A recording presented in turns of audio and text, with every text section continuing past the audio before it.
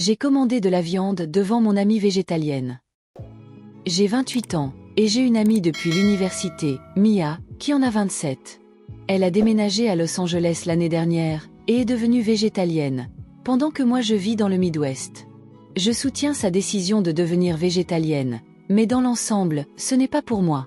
Il y a quelques mois, nous étions en train de discuter en FaceTime, et je mangeais une omelette. Elle a fait un commentaire du genre « Comment peux-tu manger des œufs? Tu ne sais pas à quel point ces animaux sont maltraités ?»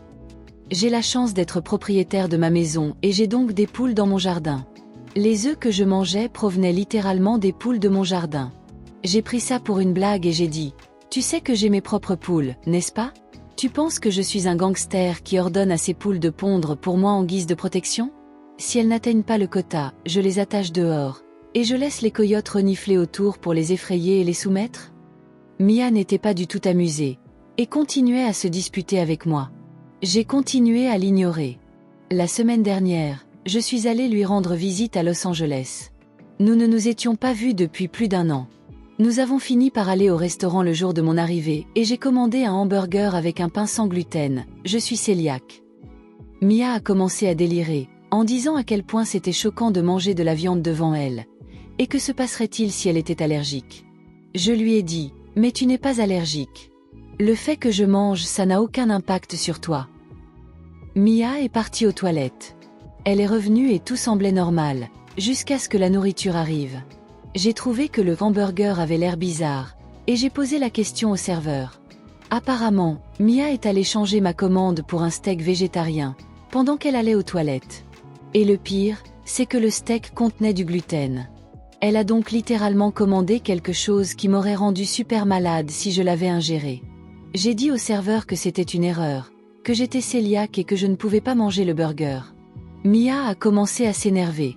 Elle m'a dit que j'étais déraisonnable et que je n'étais pas ouverte à de nouvelles choses. Et comment est-ce que j'ose manger de la viande devant elle? Je lui ai dit, c'est toi qui es égoïste, qui ne respecte pas mon choix, sans parler de mettre ma santé en danger. Qu'est-ce qui ne va pas chez toi? Elle a refusé de céder. Alors j'ai quitté le restaurant. Mia a fait exploser mon téléphone, pour payer ma part de la note. J'ai utilisé la clé de rechange qu'elle m'a donnée, j'ai pris ma valise, j'ai laissé la clé à sa colocataire et je me suis précipitée dans un hôtel. C'est là que je suis peut-être une conne. Je suis allée dans un restaurant près de mon hôtel, j'ai commandé un steak et je l'ai posté sur mes réseaux sociaux. Bien sûr, Mia l'a vu et a continué à me spammer sur toutes les plateformes imaginables. J'ai fini par la bloquer. Certains de mes amis disent que c'était exagéré de la taquiner avec le steak. D'autres pensent que Mia a fait preuve d'un peu d'indulgence en modifiant ma commande. Écoutons les commentaires de la communauté et les réponses de l'auteur avant de lire la mise à jour. Eh bien, Mia a commencé à délirer sur le fait qu'il était offensant de manger de la viande devant elle, et que se passerait-il si elle était allergique? Alors, à quoi bon aller au restaurant quand tout le monde autour d'elle mange de la viande?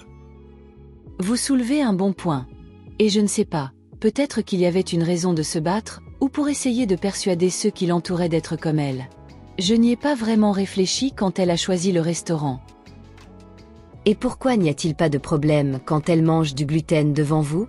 Je veux dire qu'elle a littéralement changé votre repas en quelque chose que vous ne pouvez pas manger. Ce n'est pas un choix personnel. Mon problème avec le gluten vient quand je le mange.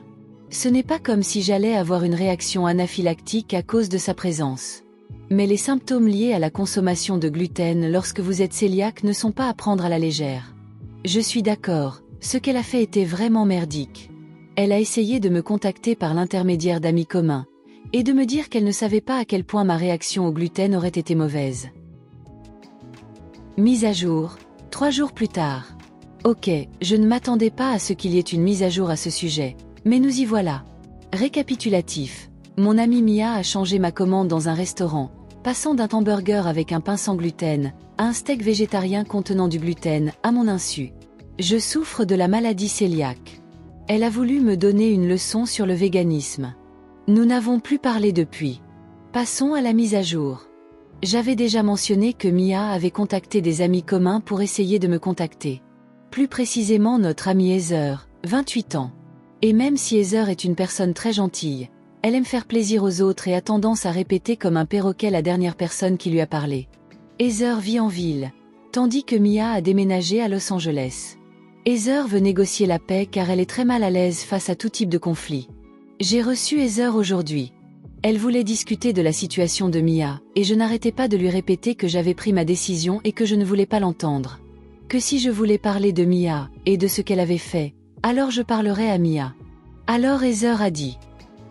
Eh bien, ce n'est pas comme si tous ces arguments n'étaient pas valables. Je veux dire, regarde tes poules. Et qu'est-ce qu'elles ont mes poules? Contexte. Mon père et moi avons construit mon poulailler dans le jardin avec un enclos attenant. Elle bénéficie également d'un temps de surveillance dans la cour. Il y a 3 poules. Eh bien, Heather a continué en disant, et je suppose qu'elle répétait Mia à ce stade, qu'il était inhumain et contraire à l'éthique de garder mes poules, surtout quand je vis dans le Midwest. Et que voler leurs œufs les prive de nutriments. Et ce n'est pas comme si j'étais une professionnelle en matière de poules. Je l'ai regardée, et lui ai dit, « Es-tu une gardienne de chat professionnelle ?» Elle avait l'air choquée et a dit, « Quoi ? Tu as des chats, mais tu n'es pas une professionnelle en la matière. Que fais-tu quand ils sont malades, ou qu'ils se comportent bizarrement ? Je les emmène chez le vétérinaire. Mais tu n'es pas une professionnelle. Eh bien, non. Mais ce sont mes animaux de compagnie. Je ne laisserai rien leur arriver. Exactement. Ces poules sont mes animaux de compagnie. Elles vivent une vie gâtée. Heather détourna le regard et dit. Eh bien, Mia a dit qu'elle allait te dénoncer pour de la maltraitance animale. J'ai emmené Heather dehors pour voir le poulailler. Mes 3 filles ont accouru. Je lui ai fait visiter le poulailler. Et lui ai demandé si cela ressemblait à de la maltraitance. Elle a dit non. Je lui ai montré les repas que l'on donne aux poules. Je lui ai expliqué comment je m'assure que les poules reçoivent les nutriments dont elles ont besoin et comment je prépare leurs repas. Je l'ai regardé, et lui ai dit, « Ce dont tu parles avec Mia, c'est ton affaire. J'espère que tu me connais et que tu me fais suffisamment confiance pour voir que je ne torture pas mes animaux. Mais si tu as des doutes, je te ferai visiter les lieux. Je ne parlerai plus de Mia avec toi. J'ai fait le choix de ne plus avoir de contact. Cela ne veut pas dire que tu dois prendre parti ou arranger les choses entre nous. » Heather a fini par s'excuser, et dit que Mia semblait si confiante dans ce qu'elle disait qu'elle avait fini par la croire sans hésiter. J'ai fini par me sentir tellement épuisée, et toujours hantée par le fantôme de Mia. Je ne sais pas à quel point elle est sérieuse lorsqu'elle dit me dénoncer pour maltraitance animale, mais il n'y a rien de maltraitant ici. J'espère qu'elle crache juste du venin en espérant que quelque chose me fera la débloquer. Je n'arrive pas à croire que c'est la même femme qui me tenait les cheveux à l'université. Et je commence à me demander quel niveau d'investissement je veux avoir avec Heather.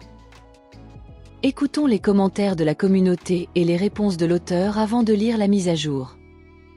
Honnêtement, tu devrais réduire tes contacts avec Heather. Regarde comme elle était prête à te gronder, comme elle était prête à prendre le parti de Mia sans même prendre la peine de te demander ce qui s'était passé. C'est une mauvaise amie. Ce n'est pas la première fois. Heather est très gentille mais se laisse facilement convaincre. Je l'aime beaucoup, mais s'il y a une amie qui rejoindrait accidentellement une secte, ce serait elle.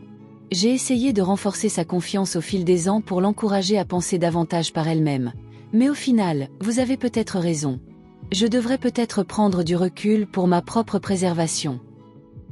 Si quelqu'un commence à s'en prendre à vos poules, vous savez qui c'est. Il est temps de porter plainte.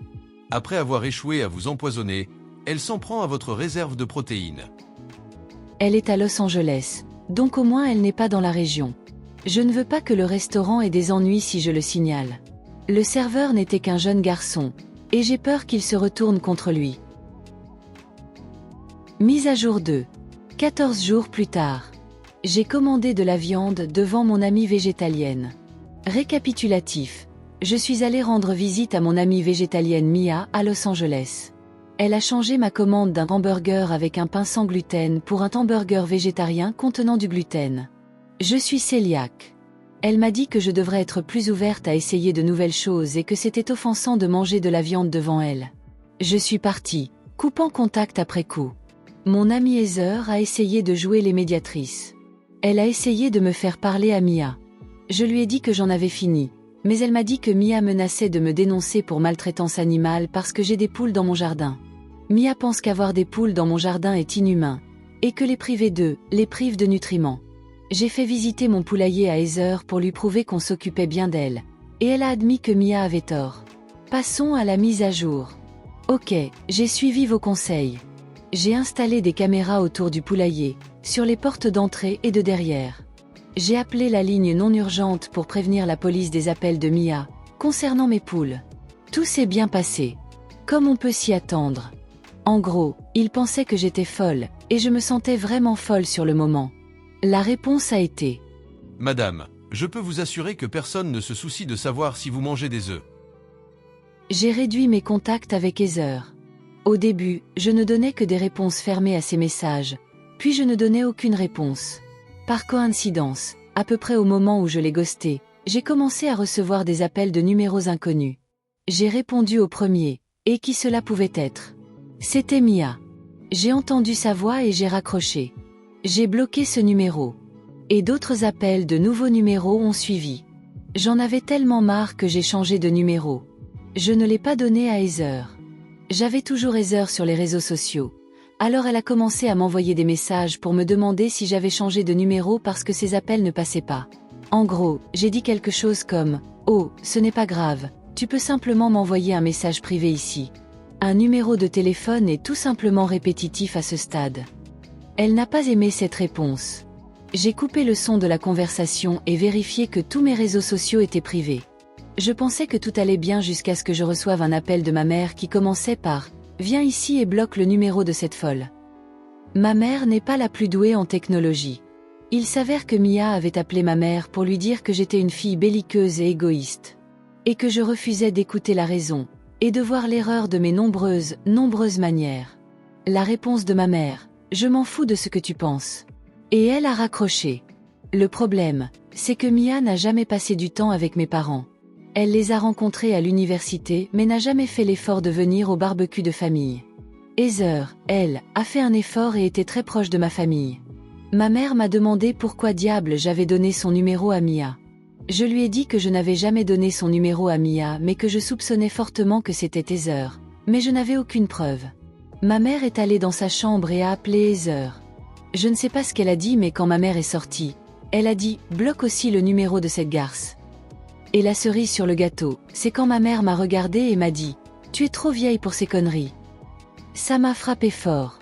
Je me sentais juste comme une ratée, presque trentenaire, et ma mère s'est retrouvée mêlée à ma dispute qui a commencé à cause d'un hamburger. Mais qui appelle la mère de quelqu'un quand on ne veut pas lui parler? Nous n'avons pas 7 ans, et nous nous disputons pour savoir qui est la plus stupide dans la cour de récréation. C'est comme si plus je m'éloignais de Mia, plus elle essayait de revenir dans ma vie. Comme si elle ne pouvait pas accepter quelque chose qui ne correspond pas à ses conditions. Cette réaction au rejet semble excessive. J'ai donc rempli les papiers pour obtenir une ordonnance d'interdiction de contact contre Mia. Ils m'ont dit qu'il pourrait s'écouler un certain temps avant que je sache si elle est approuvée. Mon petit ami, Zik, est venu ce soir-là. Il est entré et a dit qu'il avait apporté le dîner. Il s'est retourné, et je l'ai vu tenir des galettes végétales sans gluten et du pain sans gluten. Il m'a regardé et a dit « Trop tôt ?» Je lui ai jeté le torchon et j'ai dit « Ouais, un peu ». C'est un peu drôle mais le timing est terrible. Si cela s'était produit un mois plus tard, je trouverais cela hilarant, mais pas maintenant. J'adore cet homme, mais il a échoué. Il n'a pas réussi à comprendre que cette situation m'affecte encore. Il n'a pas échoué au point de dormir sur le canapé. Mais échoué, pour aller chercher de la glace en guise d'offrande. Alors Zik m'a dit qu'il n'avait jamais aimé Mia en secret. Qu'il la tolérait dans les situations de groupe. Alors j'ai demandé pourquoi. Je voulais savoir ce que j'avais raté. Zik a raconté une histoire à propos de Mia qui était restée coincée dans la neige, et que Zik et certains de nos autres amis essayaient de la pousser. Elle avait de la litière pour chat dans sa voiture, mais c'était des granulés de mousse au lieu de l'argile, et Mia refusait de croire que ça ne marcherait pas. Elle a dit la litière pour chat et de la litière pour chat. Ça marchera et toute cette interaction a irrité Zik. Il a dit qu'il la trouvait agaçante mais qu'il ne voulait rien me dire parce qu'elle était mon amie. Zik a préparé les hamburgers, en a pris une bouchée et a dit « Je ne sais pas ce qui est pire, le steak ou le pain sans gluten ». L'interaction dans son ensemble m'a semblé un peu forcée. Alors je lui ai demandé ce qui se passait. Il m'a dit que le fiancé d'Heather l'avait appelé. Il a dit quelques gros mots mais a dit à Zik qu'Heather avait été placée en détention psychiatrique. Et que c'était entièrement de ma faute et que nous ne sommes plus invités au mariage cet été. Je ne sais pas si l'histoire de la détention psychiatrique est vraie. Je pensais que le fiancé était un bon gars, mais toute cette saga m'a appris que je ne suis peut-être pas la meilleure juge niveau caractère. Je ne serais pas surprise s'il disait ça pour me blesser, ou pour me piéger afin que je contacte Heather. Et si c'est vrai? Eh bien, je me sens certainement en partie responsable si c'est le cas. Si j'avais été plus claire avec Heather, ou peut-être même écouté des inconnus sur Internet, et pris des mesures contre Mia plus tôt. Ma passivité a aggravé la situation. Je sais que je ne suis pas responsable des actions des autres, mais j'aurais quand même pu faire plus. J'ai écrit ceci parce que j'essayais d'éviter d'être la vedette d'un drame, en ne parlant pas aux gens dans mon entourage. Mais j'avais besoin d'un moyen de m'exprimer, alors je me suis tournée vers Reddit. Et maintenant, j'ai l'impression d'avoir écrit une nécrologie à 2 de mes plus vieilles amies. Je commence à penser que les signes de l'égoïsme et du dysfonctionnement de Mia étaient toujours là, et que je les avais simplement ratés. Comme lorsqu'elle me disait que les gens qui vont peindre et siroter manquent d'idées originales, c'était après que j'y sois allée. À l'époque, je pensais qu'elle me poussait à embrasser mon côté créatif. Ridicule. Quant à Heather, eh bien, cher internaute, vous aviez raison. Elle se range du côté des personnalités les plus affirmées dans toutes les situations. Et je ne sais pas si j'ai jamais connu la vraie personne, parce qu'elle est devenue le reflet de ceux qui l'entourent. Je ne sais pas dans quelle mesure il s'agit de révisionnisme historique, ou de retcon du passé. Comme si j'essayais de donner un sens à tout cela en assemblant les pièces du puzzle. Je suis certainement en train d'envisager une thérapie. J'ai hâte de prononcer la chute, à cause d'un hamburger. Je suis nerveuse à l'idée du mariage car Mia sera de retour en ville pour celui-ci. C'est encore loin mais l'anxiété est réelle. Je voulais juste ajouter que je n'avais jamais entendu l'expression végétalienne militante avant de lire les commentaires sur ce sujet. En fait, j'ai beaucoup appris grâce à vos commentaires, alors merci. Et je ne suis pas contre le fait d'être amie avec des végétaliens à l'avenir, à condition qu'ils ne touchent pas à ma nourriture ou à mes poules. C'est ma nouvelle base de référence d'amitié. J'espère vraiment que c'est la fin, parce que j'en ai marre de ces conneries. J'espère que vous avez apprécié cette première histoire. Écoutons maintenant une autre histoire de prétendue amitié. Suis-je coupable d'avoir dit à mon amie que je suis fière d'elle? J'ai 25 ans, et mon propre appartement de 2 chambres, qui appartenait à mon oncle. Je me suis fait une amie pendant mes années d'université que j'appellerai Marie, qui a 27 ans. Marie a eu une vie familiale assez difficile, trop longue pour être détaillée ici. Je lui ai fait savoir que si jamais elle avait besoin de mon aide, elle pouvait toujours compter sur moi quoi qu'il arrive. Quand nous avons obtenu notre diplôme, je lui ai demandé d'emménager avec moi, sans loyer. Elle a essayé de payer, mais je savais qu'elle avait beaucoup de dettes pour payer ses études, alors je lui ai dit non, et de dépenser son argent pour s'en libérer. Elle en était très reconnaissante, et j'ai adoré la voir avec moi. Nous ne nous disputons jamais pour quoi que ce soit, nous avons toutes les deux les mêmes habitudes de nettoyage et les mêmes intérêts télévisés. Donc il n'y a jamais de dispute à propos de la télécommande ou de qui doit sortir les poubelles, etc. Ce soir, nous étions dans un restaurant super chic à Londres, car Marie avait enfin remboursé la dernière partie de sa dette, s'était assuré une promotion incroyable à son travail, et avait enfin réussi son permis de conduire. Toutes ces réalisations au cours du même mois méritaient amplement une récompense, alors nous nous sommes déchaînés. Il y avait moi, Marie, 4 de ses amis de travail, et 2 amis que nous connaissons depuis l'université. C'était une soirée géniale, jusqu'à ce que je donne à Marie une carte disant qu'elle est incroyable, et que j'ai de la chance de l'avoir comme meilleure amie, avec pas mal d'argent à l'intérieur pour acheter sa première voiture. Elle a commencé à pleurer, et à me remercier, nous nous sommes étreintes pendant un long moment. Lorsqu'elle s'est éloignée, je lui ai dit que j'étais si fière d'elle pour avoir botté les fesses de la vie, pour avoir réussi, et pour avoir montré à son père que ses manières de connard ne pouvaient pas la retenir. Après avoir lutté pendant ses études, en rassemblant des sous et en faisant des boulots de merde, la voir dans la carrière de ses rêves et être une femme aussi accomplie est absolument inspirant pour moi. Elle avait l'air furieuse et m'a dit « S'il te plaît, ne fais pas ça, tu sais que je n'aime pas quand tu fais ça. » Elle ne m'avait jamais rien dit de tel, jamais, donc je ne sais pas d'où ça venait. Je me suis excusée, et j'ai dit que je n'avais pas réalisé que dire ces choses la contrarierait, car ça n'avait jamais été mon intention. Elle s'est juste moquée et a levé les yeux au ciel, et quand j'ai levé les yeux vers ses collègues, ils secouaient tous la tête et me regardaient fixement. Je me sentais tellement mal à l'aise que j'avais envie de me rétracter dans ma propre peau. Et j'étais mortifiée d'avoir blessé Marie. Marie ne m'a pas adressé la parole pendant le reste de la soirée et m'a ignorée à table. Lorsque nous nous sommes séparés pour rentrer à la maison, aucun de ses collègues ne m'a regardé en partant. J'ai dit pardon à Marie alors qu'elle se dirigeait vers sa chambre pour se coucher, mais elle m'a simplement ignoré, m'a dit qu'elle était fatiguée et que nous parlerions le matin. J'ai tellement peur qu'elle veuille déménager ou ne plus jamais me parler. Je continue à repasser chaque interaction dans ma tête pour voir si j'ai dépassé les bornes dans le passé, mais elle n'a jamais donné la moindre indication que je l'avais contrariée en disant ces choses auparavant. Tous ses collègues m'ont envoyé des messages disant que j'étais une conne de lui avoir dit ces choses et de la rabaisser, mais je n'ai jamais voulu dire quoi que ce soit de ce genre. Je ne savais pas comment mettre à jour ce post, car je n'avais jamais posté auparavant, alors quand les choses se sont produites, je les ai écrites dans un bloc-notes pour les mettre à jour plus tard, mais tout cela s'est passé en l'espace d'une journée. Je les publie toutes ci-dessous parce que je n'ai pas eu la chance de les écrire après tout ce qui s'est passé, car mon message n'avait pas encore de jugement. J'ai vu beaucoup de réactions mitigées à mon message, mais il y avait aussi de bons conseils sur la façon d'aborder Marie, alors merci pour ça.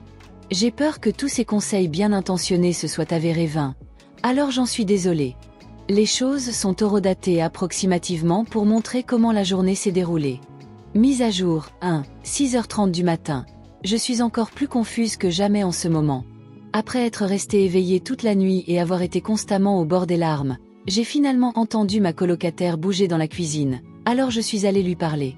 Elle s'est comportée de manière tout à fait normale et a commencé à me parler d'un drame à son travail pendant que je restais là, incertaine de ce qui se passait ou de ce que je devais faire. Alors je me suis à nouveau excusée. Elle m'a regardée, confuse, et m'a dit « Pourquoi es-tu désolée ?» Je lui ai rappelé la nuit dernière et à quel point elle était en colère. Puis elle a ri et m'a dit « Ce n'est pas grave, ne t'inquiète pas pour ça. » Puis elle a continué à préparer le petit déjeuner. Je lui ai demandé si j'avais dépassé les bornes la nuit dernière, si l'argent était trop, et si je l'avais fait se sentir inférieure, et elle a répondu « Non. On est cool. Ce n'est pas grave, je pense que tout le monde a simplement mal compris la situation, et que tu prends les choses un peu trop à cœur. » Je suis encore plus confuse que jamais. Je lui ai raconté que ses amis m'avaient envoyé des SMS, me disant que ce que je disais était dénigrant et que j'étais une conne. Et elle a juste haussé les épaules et a dit qu'ils avaient probablement mal interprété les choses et qu'elle leur parlerait. Mais je suis tellement essoufflée. Je suis tellement fatiguée, parce que je n'ai pas dormi, parce que je pensais qu'elle me détestait, que je lui ferais du mal et qu'elle ne me parlerait plus jamais. Mais elle va bien ? Comme si elle était complètement normale, et qu'elle discutait avec moi comme si la nuit dernière n'avait jamais eu lieu.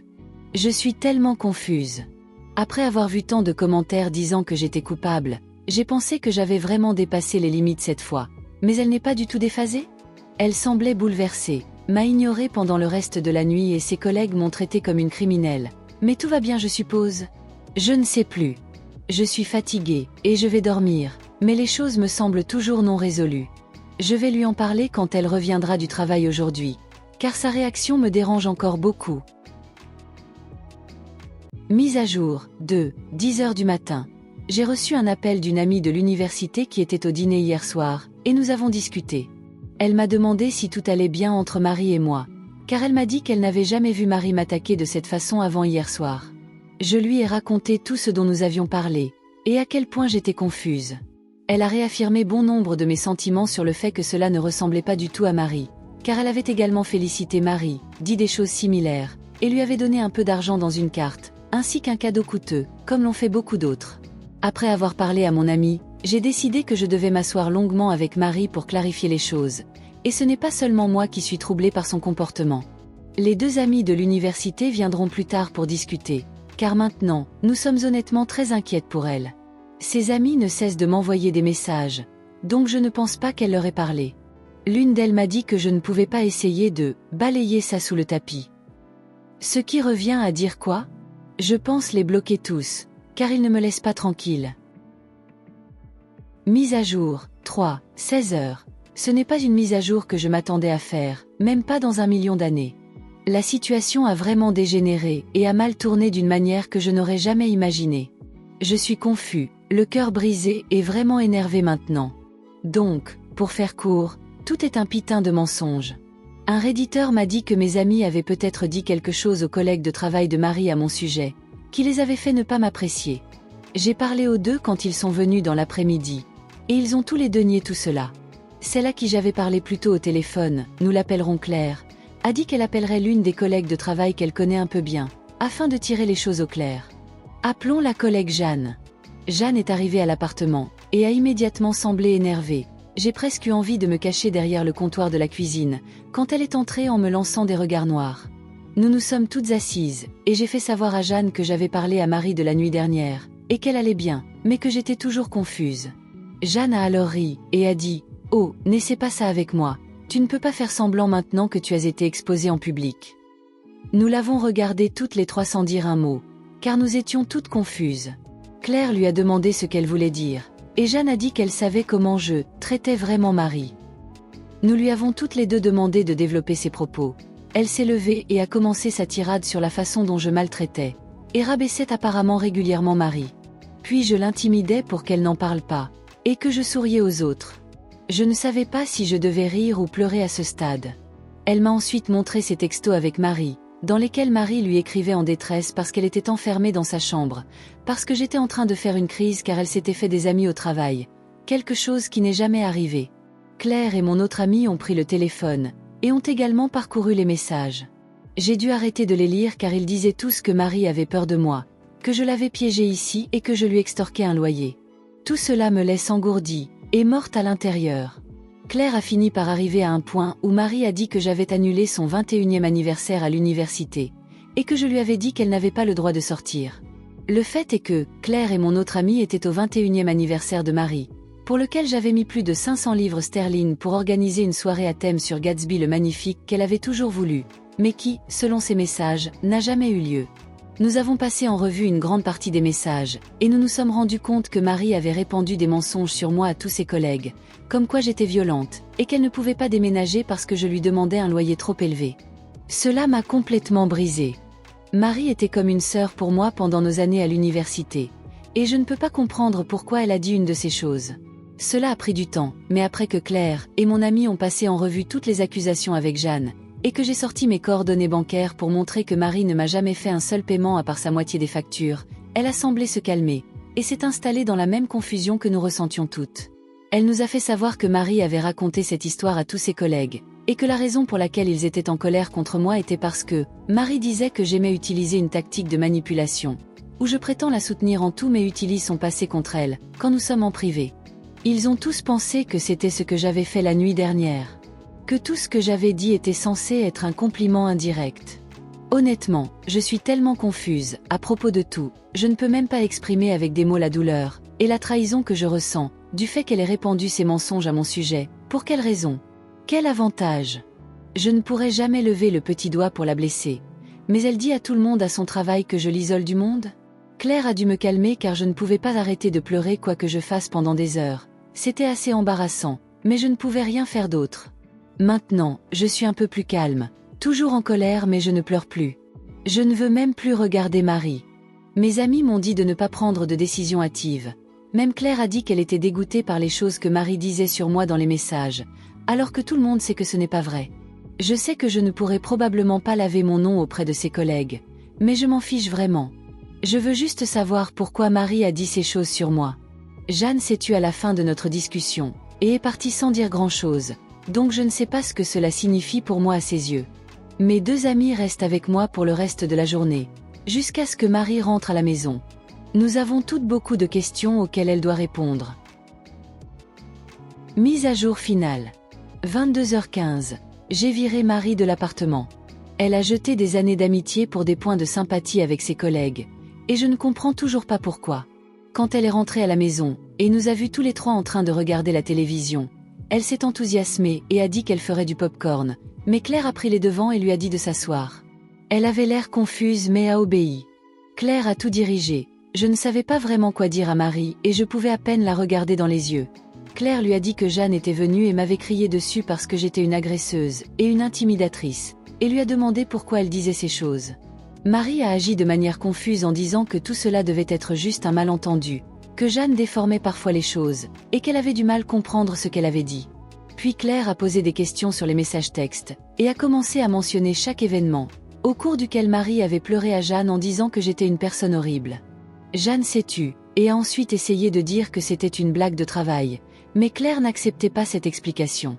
Elle a insisté davantage à propos de tout cela, et finalement Marie a craqué. Elle a commencé à pleurer, et à nous dire qu'elle n'avait jamais pensé à tout cela, que c'était une chose stupide, et que cela ne devrait pas avoir d'importance, qu'elle m'aimait de tout son cœur, et que c'était juste une histoire stupide qui allait trop loin.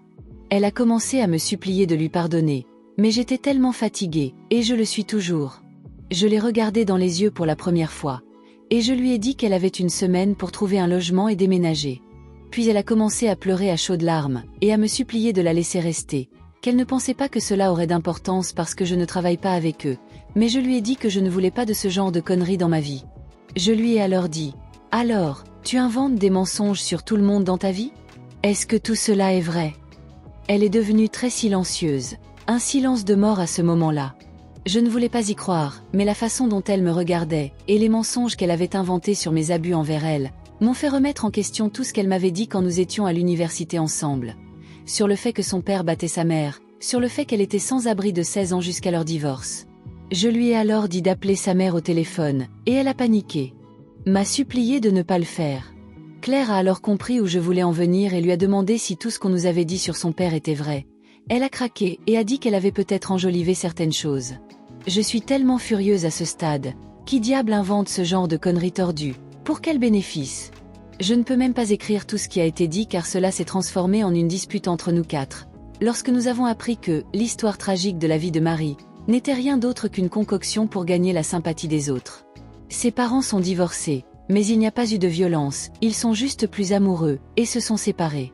J'ai dû apprendre cela en appelant moi-même sa mère plus tard pour avoir des éclaircissements. Je n'avais jamais dit un mot à sa mère à propos de quoi que ce soit dans le passé, parce que Marie m'avait mis en garde contre cela.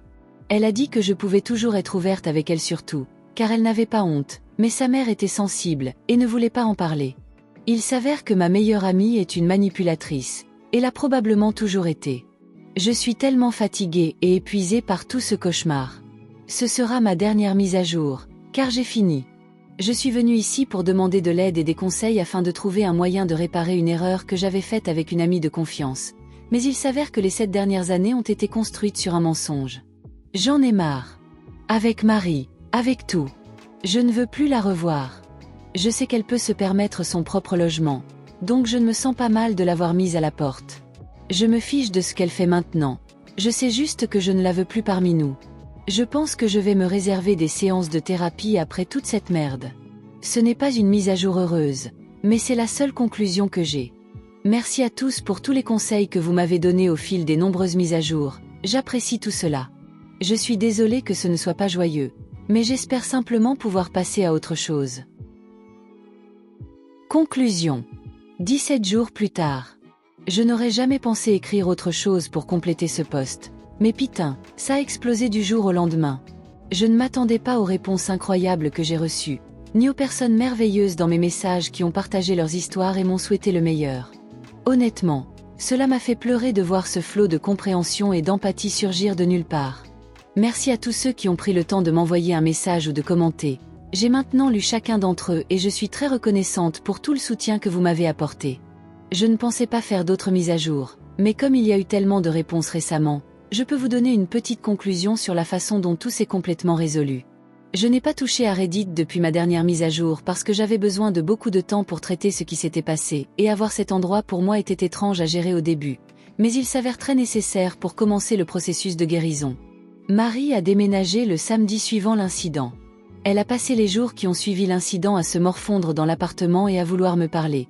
Mais j'ai refusé et je lui ai dit que j'avais besoin d'espace. Sa mère est venue le week-end pour l'aider à emballer ses affaires car Marie allait revenir vivre avec elle. Sa mère a clarifié beaucoup des questions que j'avais en tête. Marie m'avait toujours dit que son père avait été violent, mais sa mère l'aimait tellement qu'elle ne voulait pas le quitter.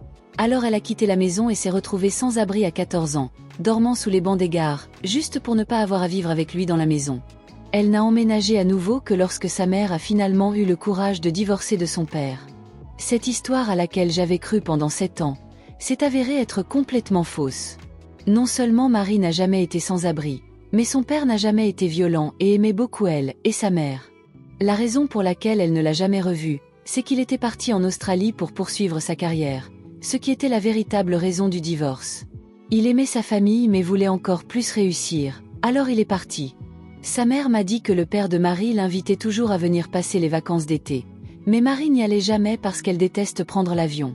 Le jour où elle a déménagé, je suis restée dans ma chambre et je me suis cachée. Mais elle a frappé à ma porte avant de partir et j'ai répondu. Je voulais toujours lui dire au revoir. Elle avait été mon amie la plus proche pendant si longtemps que je ne me sentais pas bien de la laisser disparaître de ma vie sans lui dire au revoir. Elle m'a demandé si je voulais récupérer l'argent que je lui avais donné pour sa nouvelle voiture. Mais j'ai dit non et je lui ai dit de l'utiliser plutôt pour une thérapie. Elle a beaucoup pleuré et a essayé de me serrer dans ses bras, mais je l'ai gardée à distance. Je lui ai fait savoir que ce serait la dernière fois que nous nous verrions ou que nous nous parlerions. Je ne pouvais tout simplement plus être près d'elle en sachant ce qu'elle avait fait. Elle est partie en sanglotant et quand elle est partie, mon petit appartement en ville m'a semblé soudainement plus grand que jamais. Il a été difficile de m'habituer à être seule dans cet endroit. Pendant la première semaine où elle est partie, je m'attendais toujours à la voir dans la cuisine tous les matins, ou sur le canapé quand je rentrais à la maison. C'était pour le moins déstabilisant. J'ai eu mon premier rendez-vous thérapeutique la semaine dernière et je pense que ça s'est bien passé. Je n'ai pas suivi de thérapie depuis mes études, j'étais donc très nerveuse au début, mais ma thérapeute est une femme très gentille qui m'a aidée à comprendre que les mensonges de Marie étaient de sa propre création, et que je n'avais rien à voir avec eux. Beaucoup de gens ont dit qu'elle était probablement une menteuse compulsive, peut-être même une narcissique, et elle semblait assez d'accord avec cette idée d'après ce qu'elle avait entendu. Une autre révélation, j'ai rencontré Jeanne pour prendre un café car elle m'avait demandé de la rencontrer pour clarifier certains détails. Elle m'a dit qu'elle se demandait pourquoi Marie faisait de moi la cible de son histoire d'abus et a commencé à demander aux gens de son bureau ce qu'elle avait dit de moi dans le passé. L'un d'eux s'est démarqué. Un peintre, il travaille dans la restauration et la distribution d'œuvres d'art, qui utilisait son art comme moyen de canaliser son histoire traumatisante avec sa belle-mère abusive. Apparemment, Marie l'aimait beaucoup, et elle lui avait donc d'abord parlé de ses abus, pour se rapprocher de lui. Elle avait mentionné qu'elle l'aimait dans le passé, mais je ne pensais pas qu'elle irait aussi loin pour créer un lien entre eux. Il avait été furieux lorsqu'il avait entendu la vérité, et maintenant il ne lui parle plus. Jeanne m'a dit que peu de gens le font maintenant. Ils étaient tous inquiets qu'elle invente des choses sur eux, et leur cause des ennuis au travail, donc ils la tiennent à distance en conséquence. Je me suis sentie un peu mal quand j'ai entendu cela car je sais que Marie traverse une période misérable avec notre groupe d'amis, qui l'expulse également. Jeanne s'est excusée auprès de moi, mais je lui ai dit qu'elle n'avait rien à regretter, que tout cela était dû à Marie et qu'elle essayait seulement de protéger celle qu'elle considérait comme une amie maltraitée. Nous nous sommes quittés en bons termes, mais nous n'avons pas grand-chose en commun, donc je doute que nous soyons amis à l'avenir. Claire est venue passer un peu de temps avec moi, ce qui m'a aidé à surmonter un peu la solitude. C'est dur d'être seul après avoir eu quelqu'un pratiquement attaché à votre hanche, avec vous pendant si longtemps. Merci à vous aussi qui avez laissé des messages si gentils dans les commentaires, dont beaucoup ont été très utiles. Je suis tellement reconnaissante à vous tous pour vos conseils et votre réconfort que vous m'avez apporté. Cela a rendu une situation merdique tellement meilleure, de savoir qu'il y a des gens qui ont vécu la même chose, et qui offrent des mots d'encouragement aux êtres perdus comme moi. Merci à tous. Merci d'avoir écouté cette story. Qu'auriez-vous fait dans cette situation? Et pour ceux qui sont restés jusqu'à la fin, je vous en remercie.